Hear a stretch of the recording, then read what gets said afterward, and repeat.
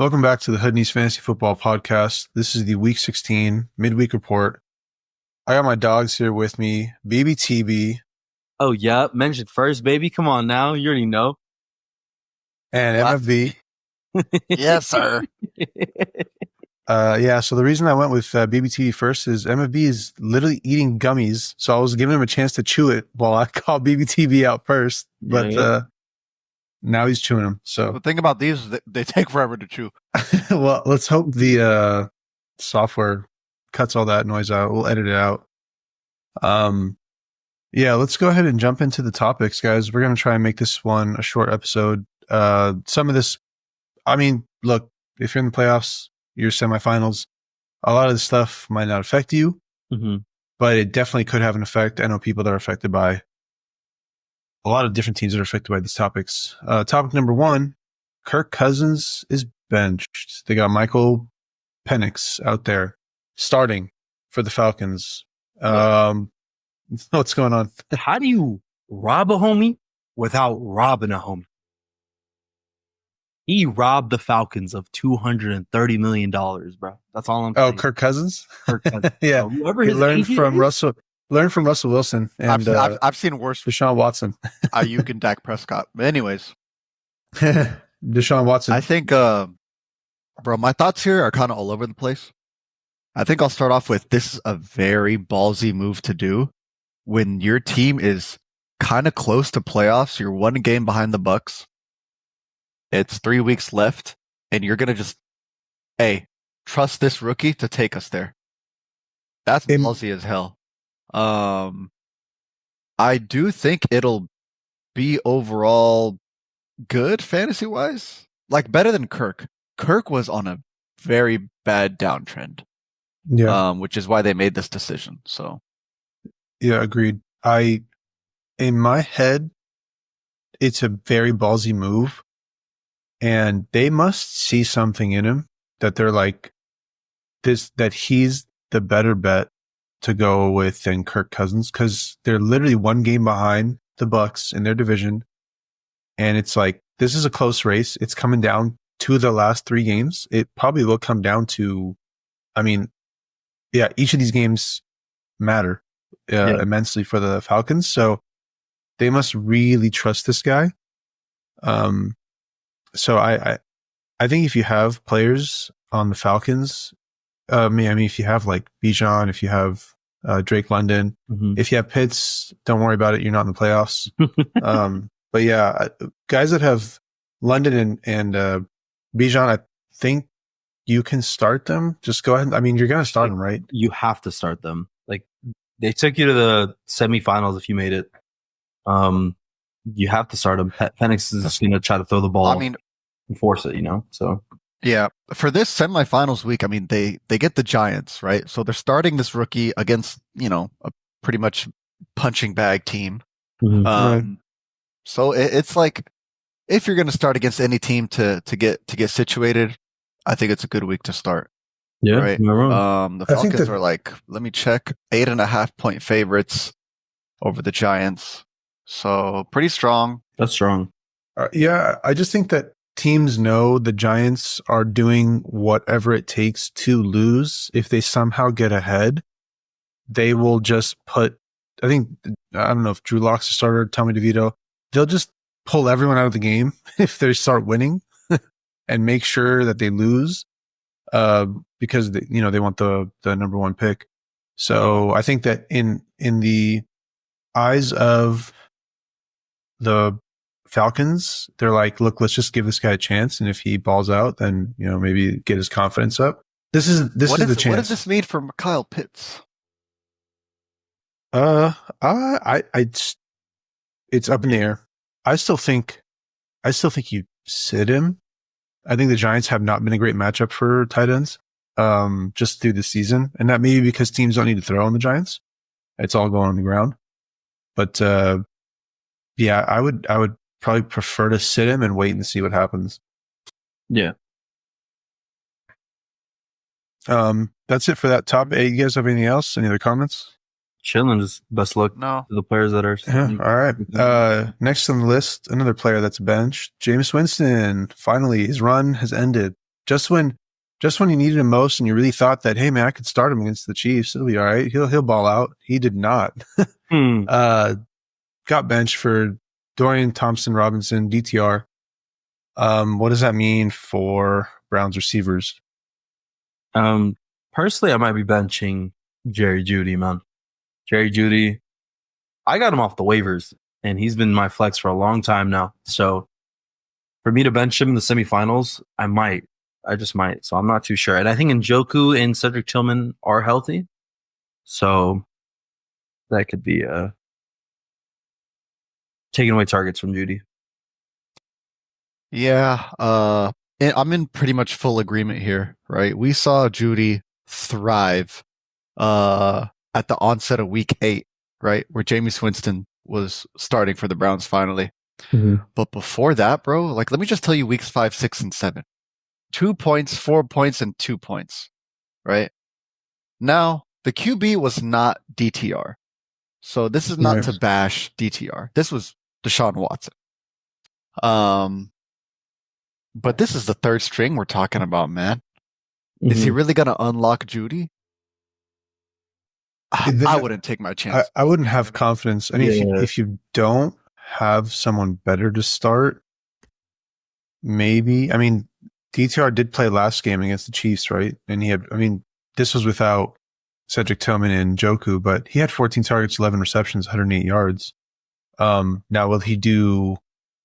I mean, targets are going to be lost to Njoku and Cedric Tillman, so he might end up with, 60% of that, and you're probably not happy with that in your fantasy semifinals. So, yeah, I'd probably looking to not play him. It's just, I wouldn't do it with confidence, at least. Yep. That about does it. I mean, it's pretty straightforward. You're nervous to start these guys. Hopefully look for another option. If you don't have another option, then, best of luck to you.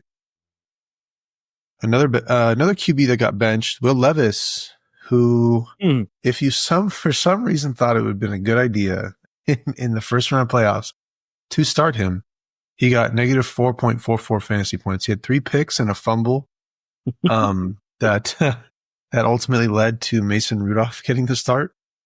Very unfortunate for him. I honestly expected Will Levis to be solid this year, but he has shown that he is not good, and proven it. So tough for the Titans.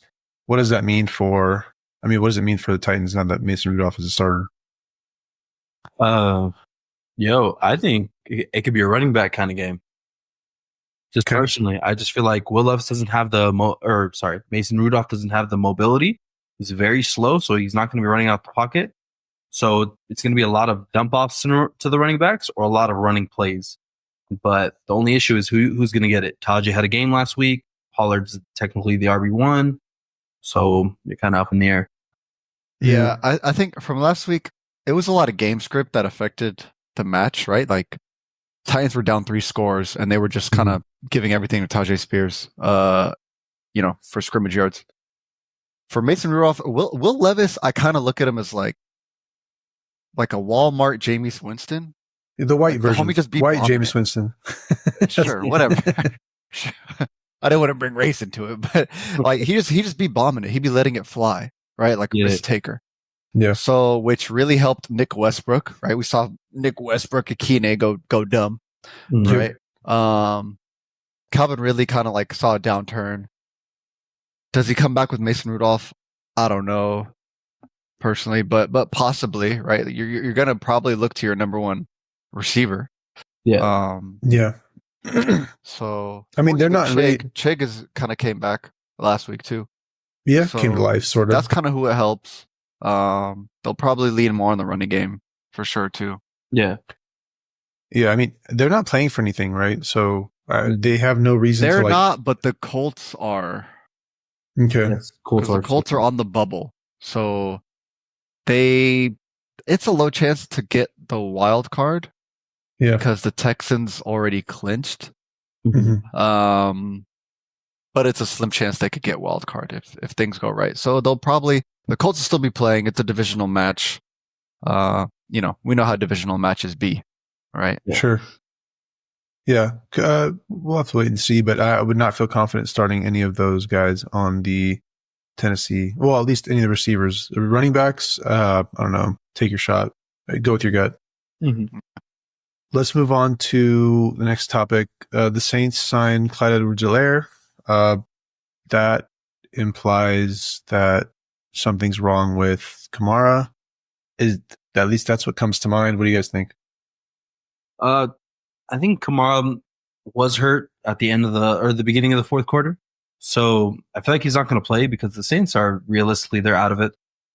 So more than likely you have to go towards another option. I personally would not go for Kendre Miller. You guys picked him up as a handcuff. You have a really good Green Bay defense. And I just don't feel like the ball is going to be moved down the field just because that defense is really good. So I'll try to choose a different option if Kamara's out. Yeah, Okay. the Green Bay defense is stingy. It's good. Mm-hmm. The Saints are still being plagued with more injuries. Mm-hmm. At this point, I feel bad for him. Because Kamara, I think the recent news is it was an adductor injury. Mm-hmm. So, which it's like next to your groin or part of the groin or something like that. Yeah, I'm not a doctor, but just on this Packers Saints game, bro, like the Packers are favored 14. Jeez. That's crazy. Yeah. It's pretty wild. So they're expected to beat down, bro. So I don't even know if you can really start Kendre. I have Green Bay like defense scoring like double digits. Like I have them having a game. Most likely, yeah.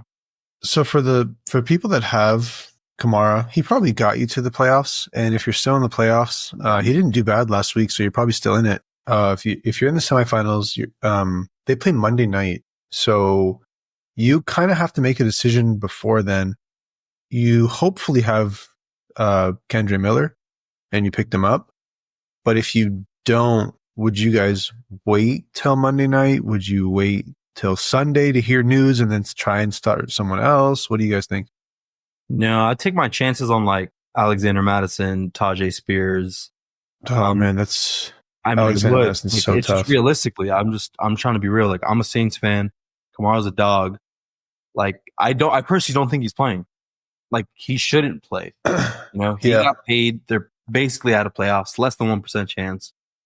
Like I would wait till Sunday to hear news. Hopefully, I mean, Madison's not a bad decision because he plays in the afternoon. So hopefully news before then will come out. Kamara is not playing, or if he is playing, you'll know and you can play him. But signing Clyde Edwards-Helaire is a sign or an indicator that they're probably not playing Kamara. So hopefully you have a deep enough bench and you can start someone else.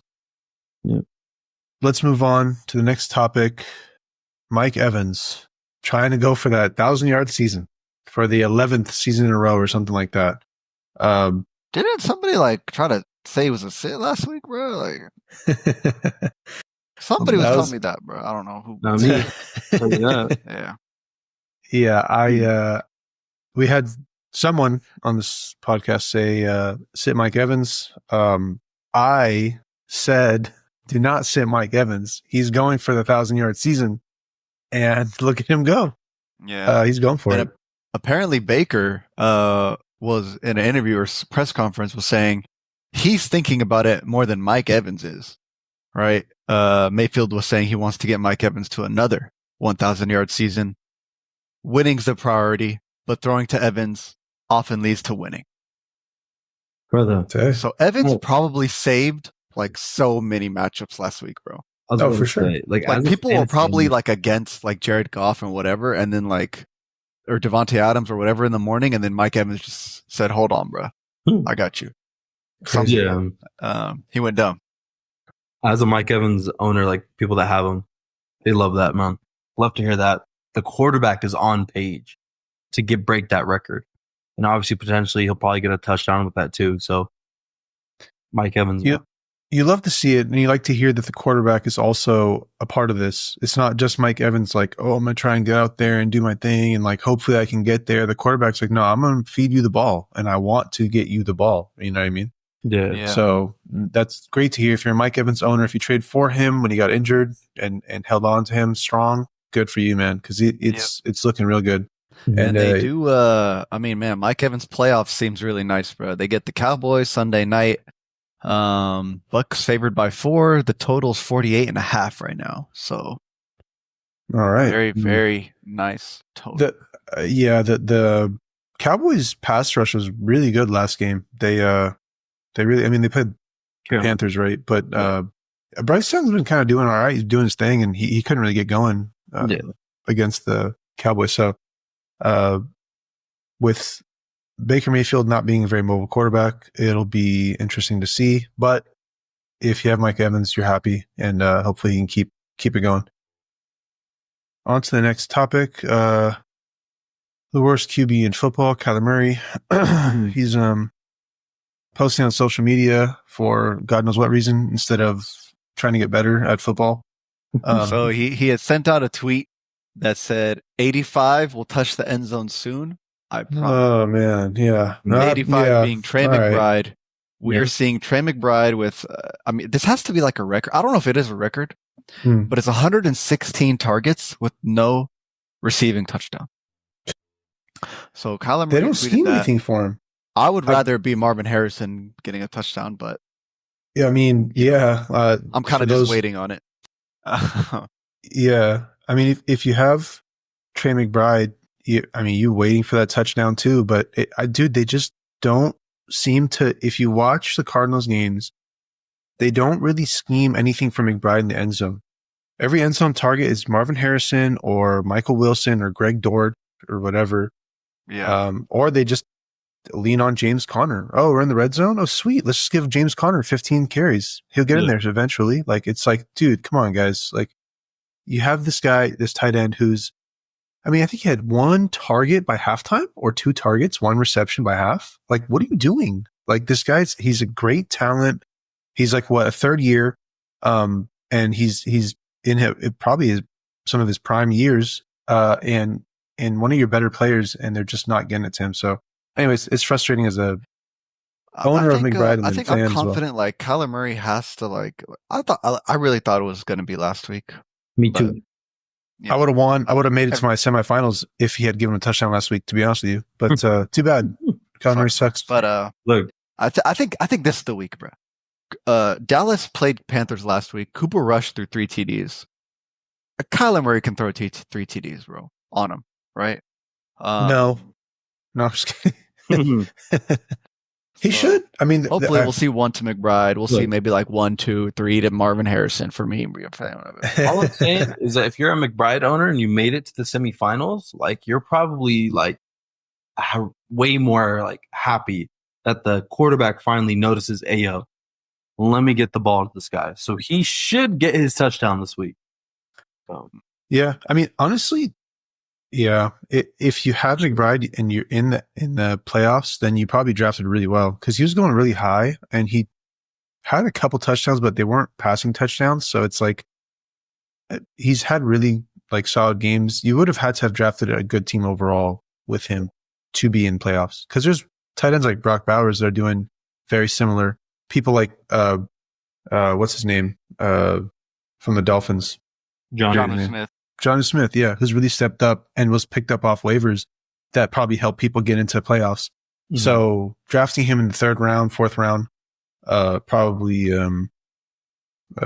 he may not have been a bad pick for just him not being able to get into the end zone as often as we thought. Yeah, but that does it for that topic. Let's move on to the Lions backfield. No more Monty. Very, very sad if you're a DeMonte owner and you made it through. He was just very reliable, very solid throughout pretty much every week. Yeah. But now the Jahmyr Gibbs owners are juiced. Easily. Juice. Me and Keymark, I'll tell you that. Yeah. That's good because, bro, so this is Gibbs' 2nd year, right? But in games without David Montgomery, he had 5 games. He averaged 137 yards per game, and he had 8 touchdowns in across those 5 games.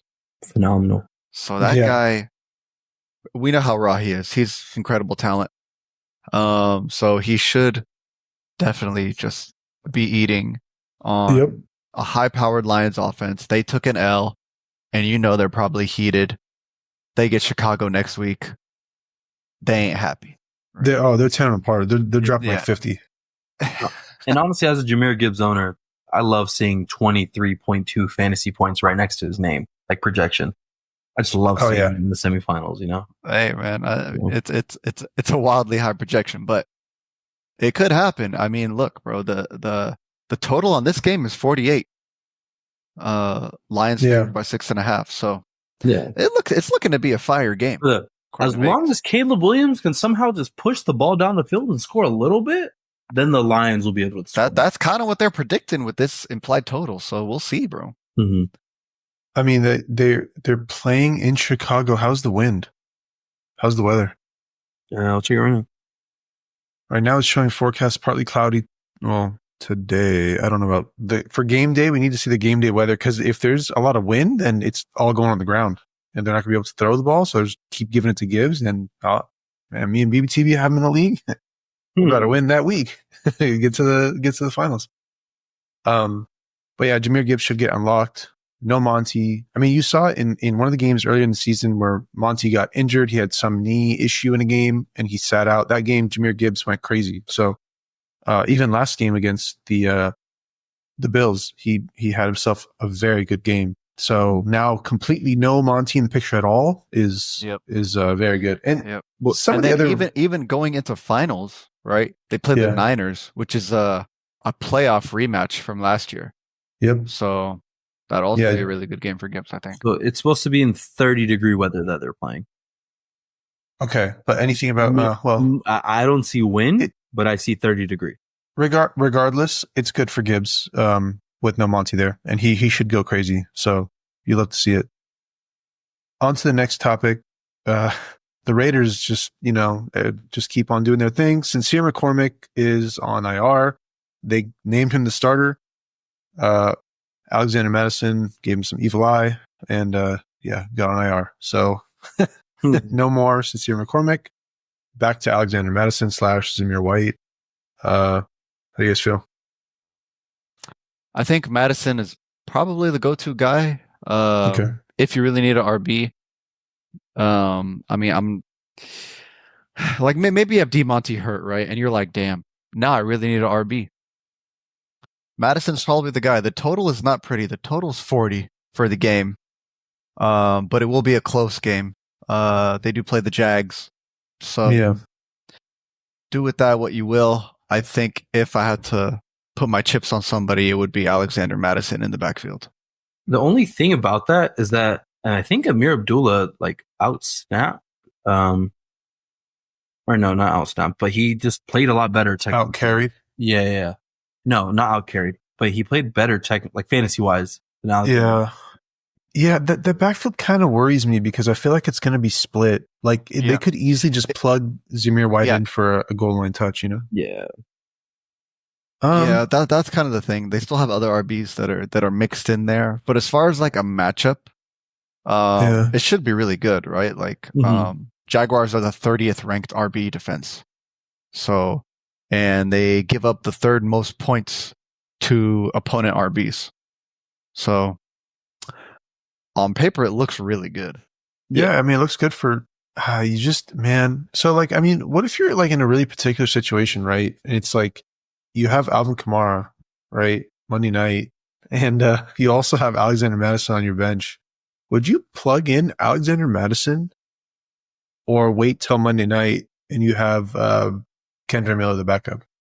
I'd wait till Kendra Miller, just because I don't see a RB there that's over there at Las Vegas, with the Saints.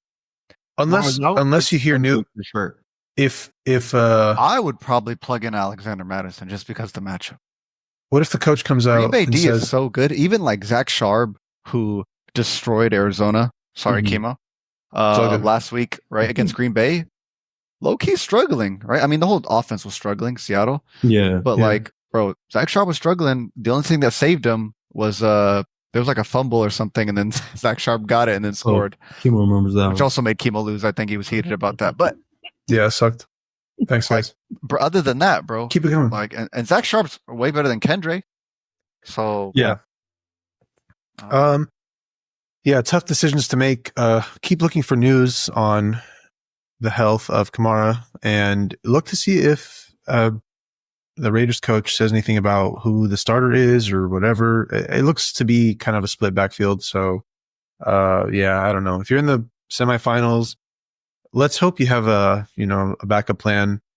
Like if you had Montgomery or if you have Kamara, let's hope you have a better backup plan.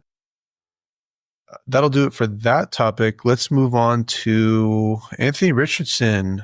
Probably the most inaccurate quarterback right now in the NFL. Yeah, that's without a question. I don't know, man. Caleb Williams is up there.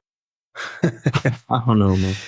Caleb is, but Anthony Rich is kind of in a tier of his own with bad passing, right? So he's had greater than 50% completion rate in one game this whole season. Man, that's brother, that is like extremely terrible. Okay. Yeah, that's horrible.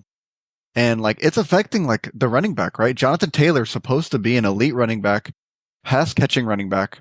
I understand he dropped the ball. I was just saying, maybe if he held on to the ball, maybe he would do better. But irregardless, right? As far as his pass catching ability, in the last 4 games, he has 5 targets.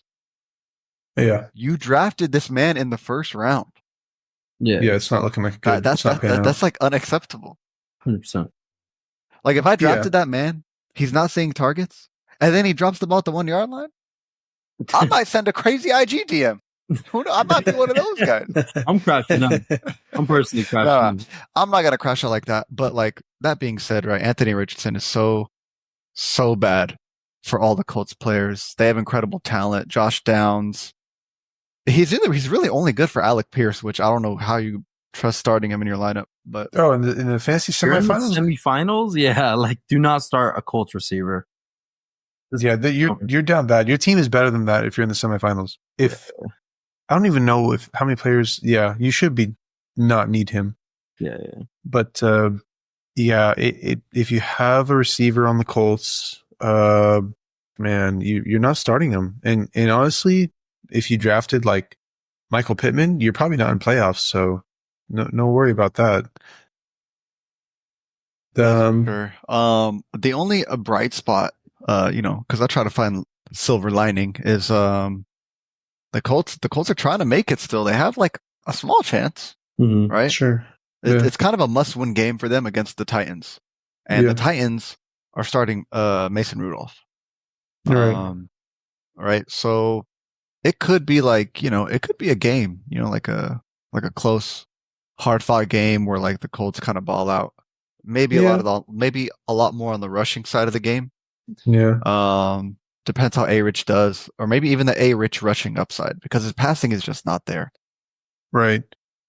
Yeah, I mean, man, if you're in the fantasy playoffs and whichever quarterback got you there, you probably would roll with them and not Anthony Richardson. But yeah, there's some positive there that they're trying to win games. So maybe if you need a quarterback, you start him in a division matchup. But you should not use Anthony Richardson in the semifinal, though. I would avoid. Yeah, I would be trying not to.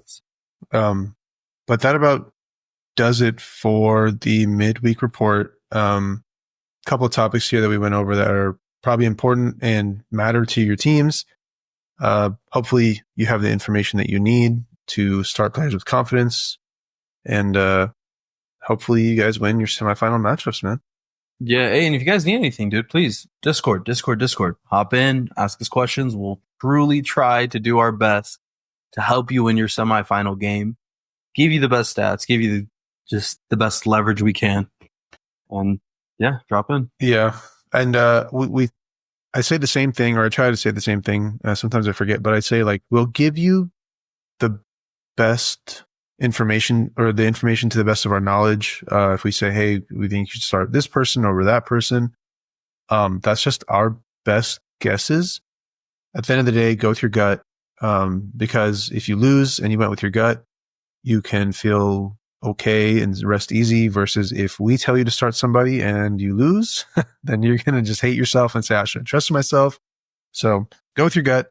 Good luck in the semifinals, guys. Hopefully you make it to the finals and you listen to our next week's episodes. We'll see you guys. Peace.